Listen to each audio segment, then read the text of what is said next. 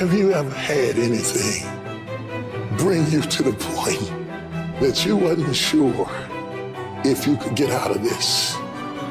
Somehow it's not the one thing, but it's everything. It's everything you went through all the years before, and to find out that the things are never going to stop coming at you, that finally brings you to the point that you say, you know what, I'm not sure I want to get up out of the bed in the morning if all I got to face is another fight. This is for those of you who are going through the fight. Those of you who are wondering, how can I keep going like this? Some of you have been through so much that you should have lost your mind. It's all right to fail as long as you fail forward. It's all right, but I need you to have heart, because there's some things you just can't get without perseverance. Don't think it's strange when things happen to you, because every man, every woman, every boy, every girl will go through a time where your faith will be tested. I know what it's like to barely hold on, to barely feel like you're breathing, and barely feel like you can come up for air. Look up. Look up and recognize that there is a way out. There is a path for you to take. And it's not an easy path. It takes courage and it's hard. But what is the other choice? What else can we do? Let the darkness completely consume us, be overtaken by temptation and vice? No. Do not accept that. You can triumph over these dark forces. You can become better. You can be better.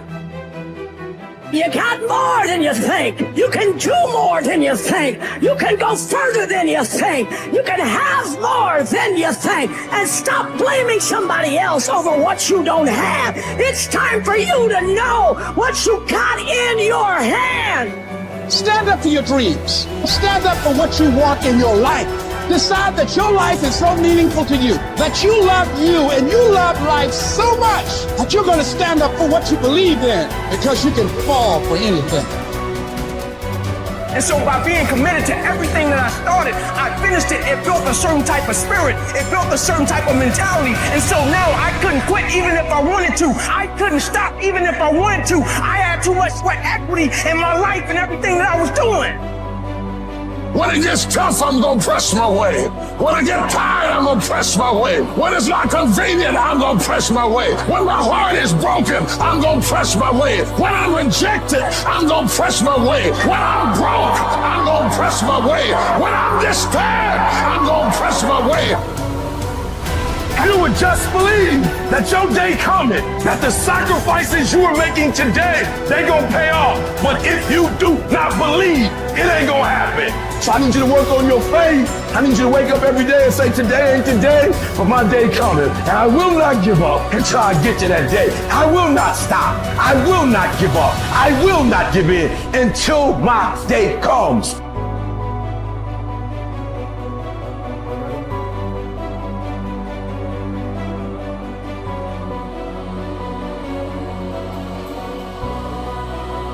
This is another concept which has made its rounds in the world, that something else should motivate you to do what you're doing.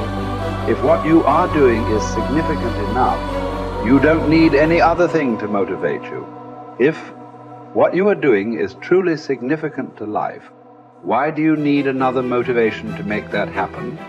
If you really understand and experience that what you are doing is truly important for every life around you, you don't need a motivation. Life just goes on. See, does your heartbeat need a motivation to keep it going? I'm asking you. All the life processes is not asking for any motivation, isn't it? Monsoon is coming. Any motivation? No, it's coming year after year, because the natural process is going on. Simply like that. In you and me, life is on. What I'm telling you is, if you are doing something which is aligned with the fundamental life process of who you are, This can find a million expressions. It need not be just spiritual teaching. It can find a million expressions that what you are doing is aligned with your fundamental life process. Then you will not need anything to motivate you. Simply, as a part of life, it will just happen. How much you do simply depends on how much time you invested on upgrading yourself. The problem with the world right now is people are always trying to upgrade their activity. If you upgrade your activity without upgrading yourself, you are bound to break up somewhere. It's like you went on a Formula One track because you want to be on a fast track, and you went with your Maruti 800. Suppose you hit the right kind of speed. All the four wheels will go in four different directions. It won't hold up. If you want to be in that kind of speed and that kind of track, you must prepare the machine. Upgradation of this one is important. If you upgrade yourself, activity will simply happen. Many people around me, many times think I'm superhuman because of the activity that I perform. This is not about being superhuman.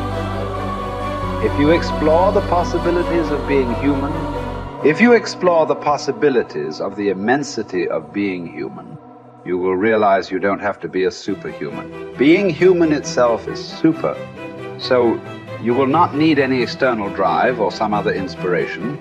The very process of life will do it.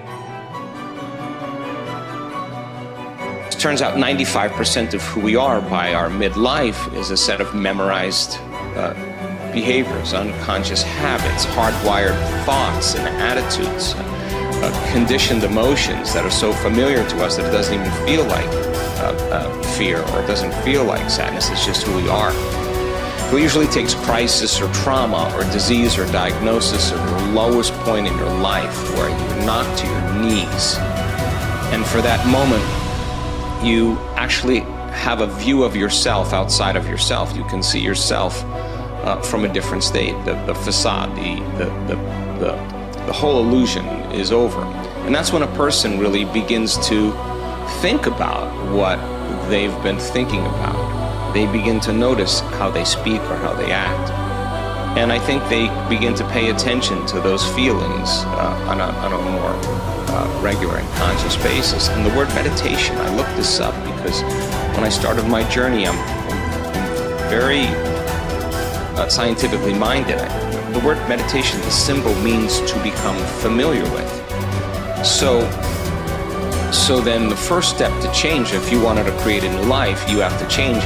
To change your personal reality, you have to change your personality.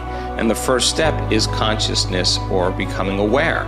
So the moment you become conscious of your unconscious thoughts, the moment you become aware of your automatic reflexive habits and your emotional reactions, the moment you can become so conscious of those unconscious states of mind and body that you don't go unconscious again, so familiar with those states. And how many times do we have to forget or go unconscious till we no longer forget or go unconscious and we stay conscious?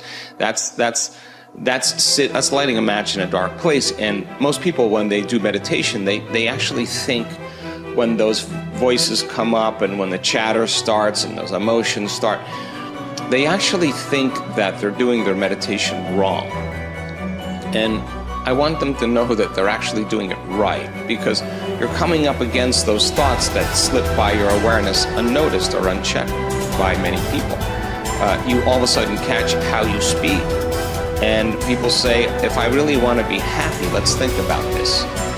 I don't want to complain. I don't want to blame. I don't want to make excuses. I don't want to feel sorry for myself. I'm going to stop that. Now that's breaking a habit of being yourself. That takes a lot of energy and a lot of awareness. And our environment then, the circumstances, our environment are always available for us to think and feel equal to everything in our life, So the environment for many people, as we said earlier, controls the way they think and feel. So when they respond to their coworker, when they respond to the news, when they respond to the traffic in their life, that response causes them to return back to those unconscious programs. But sitting in a meditation and really sitting in the fire and believing that there's something on the other side of that thought, believing that there's something on the other side of some behavior or some emotion that makes us feel a certain way. That's stepping into the unknown, and it takes us disconnecting from the environment. That's what meditation is about. Playing music or hearing nothing, or closing your eyes and not eating, not smelling, not tasting, not feeling with your body. You're putting your body away and you're not letting it be the mind or the program. You're making it sit still. You're training the animal, right? And a person starts feeling emotional and they catch themselves starting to feel those emotions. Instead of letting that emotion drive certain thoughts or actions, that person settles the body down in the meditation and brings it back into the present moment, and that's a victory.